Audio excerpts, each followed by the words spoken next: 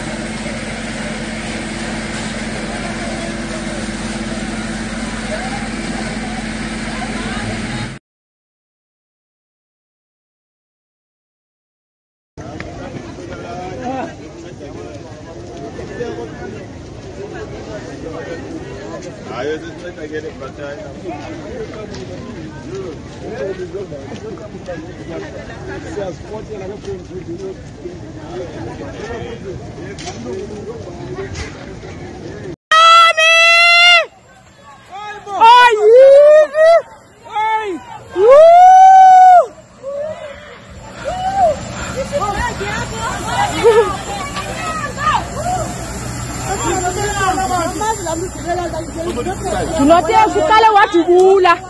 Wakuba wale kutrive wona wala khorol bile pha. Wewe pha umntana abantu tshone kaplandlela.